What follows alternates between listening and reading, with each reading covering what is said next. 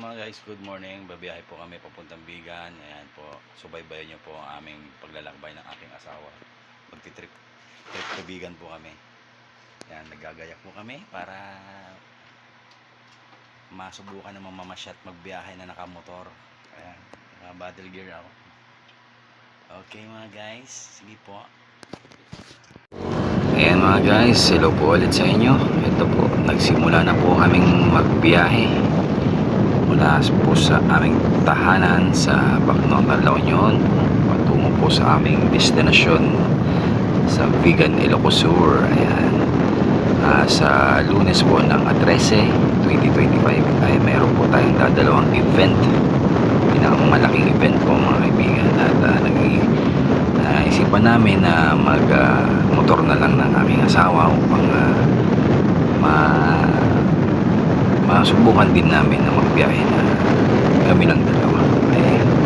Sa ngayon ay pinabaybay po natin ang bayan po ng Ginabang. Susunod po kasi sa Bacnotan ay Balawan. Kada taon mga kaibigan, inabot din tayo ng mga 15-20 minutes mga gano'n. Kada bayan ay bibiyahe din tayo ng 30 mga.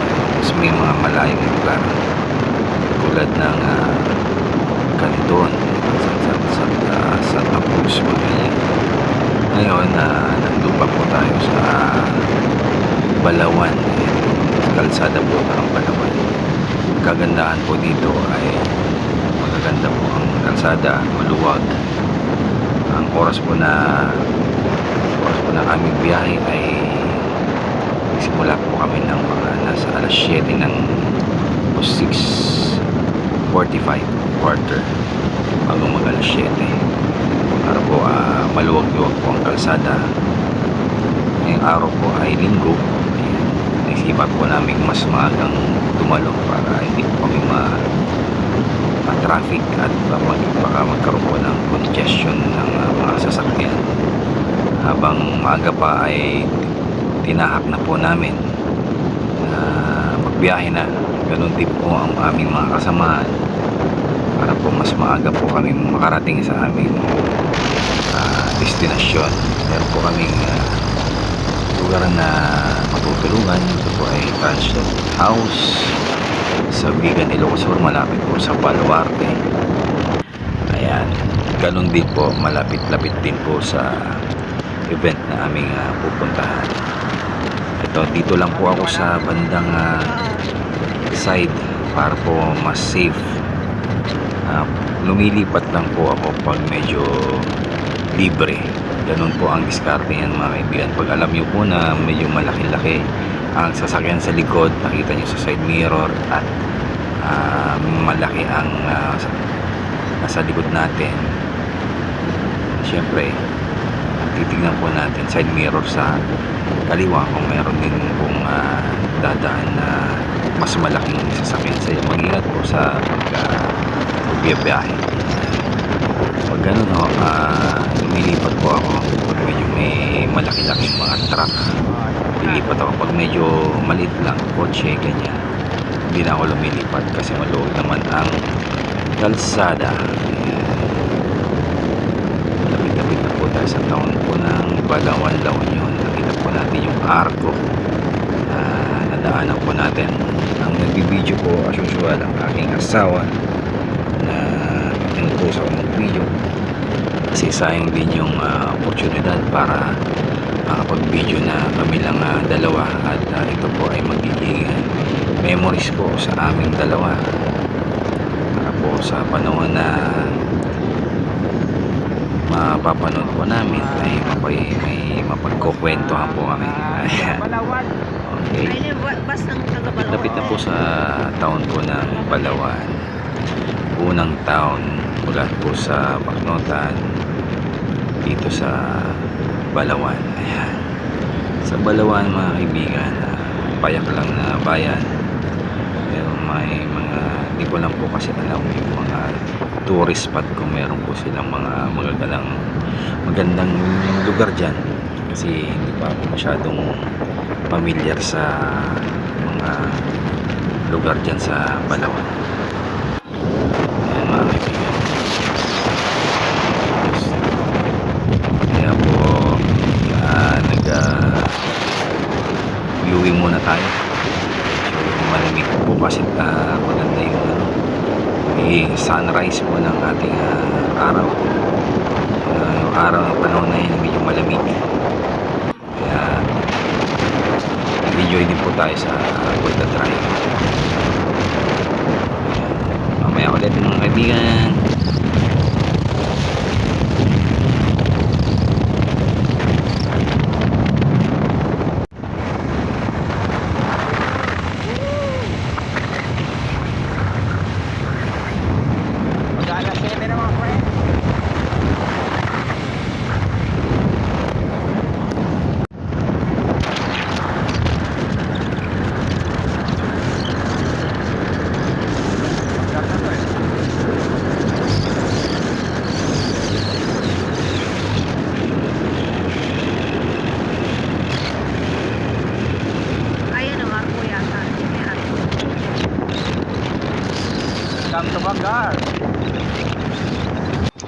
Ayun, sa susunod ng bayan ay Bangar daw yun. Ganun din po, hindi po masyadong pamilyar, pero alam po na produkto dyan ay mga kumot na hinahabi. Yan po ang produkto dyan, mga tuwalya, punda. Yan po ang bilihan po ng mga ganung uri ng tela. Hindi pa po ako nakakita po ng mga nagkahabi kasi hindi ko rin po kasi alam kung saan mapupuntahan. Ayan. Maganda-ganda rin po ang kalsadas ng Bangar. Ngayon ay nagdaratingan na rin po ang mga sasakyan na sasabay sa amin sa patungo po sa malaking event na pupuntahan namin. Ayan po, isa sa mga sasakyan na yan ay mga grupo rin po ng isang malaking grupo na mag-attend. Ayan, yung mga bus na yan, sila po ang mga makakasama po namin sa lugar ng Bigan. Naghihintay po sila ng mga pasahero na dadalo. Ayan, kaya po maaga-aga mga friend kasi magkakaroon po ng congestion ang kalsada kung late na po tayong lumuwas, kaya minabuti po natin lumuwas ng mas maaga upang hindi po tayo ma-stress. Ito po yung layunin ko, para dire-diretso lang po ang biyahe at hindi po tayo magkakaroon po ng aberya. At makakatulong din po yung maagang pag-alis upang mas marami po tayong pupunta. Susunod na bayan. Ayan. So di pa. Hindi ako nagkakamali mga kaibigan. Ayan, i-bridge po ng Sudipen. Ito po ay lugar ng Ilocos Sur. Ayan, nasa Ilocos Sur na po tayo. Morning, sir. Yan, tanda po yan ng malapit-lapit na po tayo sa ating pupuntahan. Hello mga guys, nandito na po kami sa Ilocos Sur. At nandito po kami, magpapahinga muna at magbabawas ng konting tubig sa katawan. Ayan, nandito kami sa gasolina ng Caltex.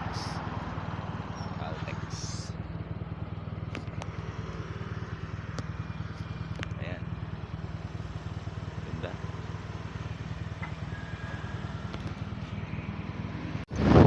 Hello ulit mga friend.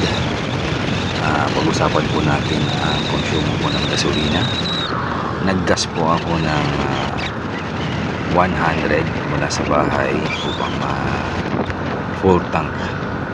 Then pagdating po namin sa destination, magdadagdag ulit ako kung ano po yung na-consume para makalkula po natin kung ilang litro po ang magagamit na gasolina.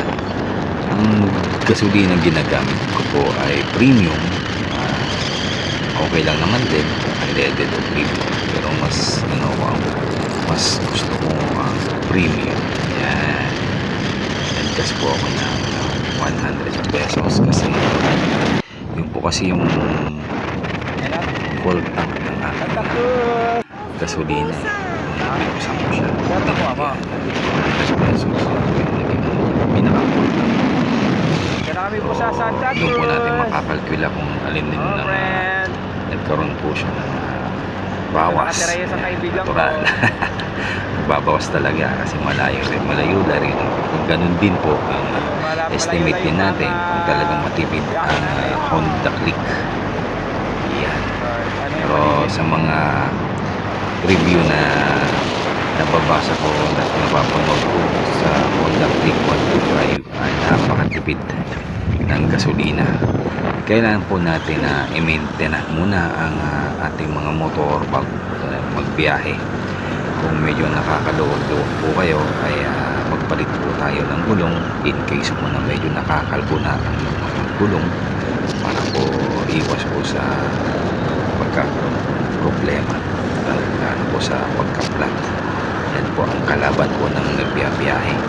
Siguro din po natin na kondisyon po tayo na magmaneho.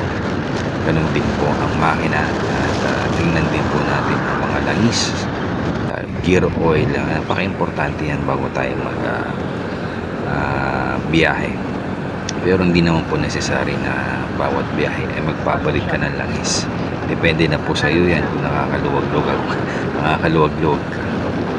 At siguraduhin po na bago biyahe kondisyon naman din po ang ating katawan. At huwag po tayong magpapagutom sa biyahe, lalong-lalo na sa mga nagmi-maintenance. Huwag po natin kalimutan na uminom. Baka po tayo mahilo sa daan at kakaroon po tayo ng suliranin sa kinabukasan. Ayan. Ganun din po ang kakaroon po ng pananampalataya. Ayan, huwag po nating makalimutan magdasal bago magbiyahe para po gabayan po tayo ng Ama sa pagbiyahe. Yan po ang pinaka-important. Huwag po kayong makakalimot manalangin. Okay mga kaibigan, mamaya ulit.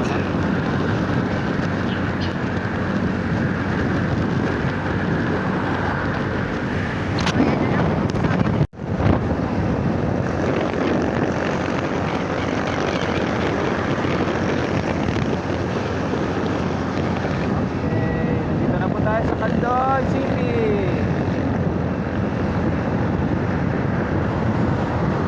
Hello.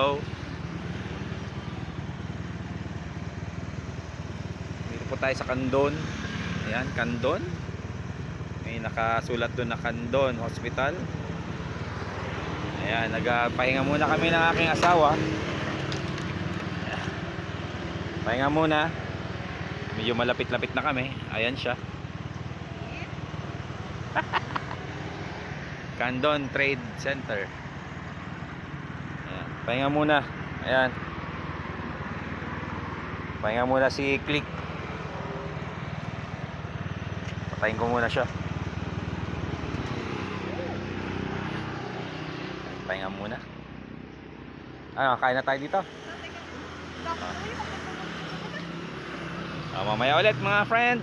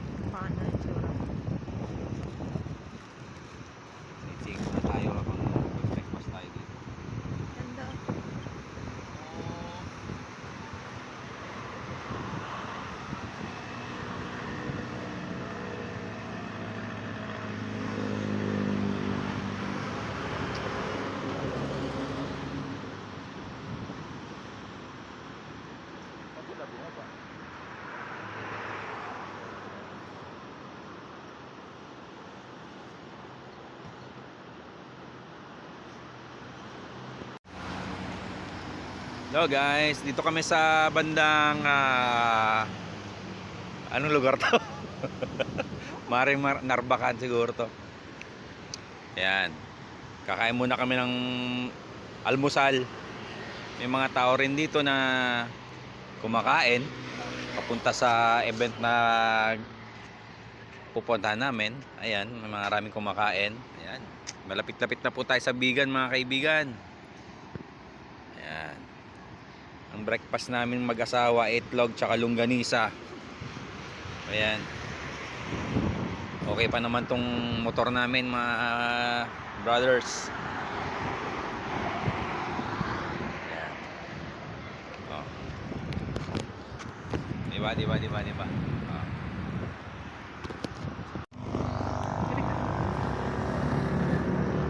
Bakan. So, Asilintan.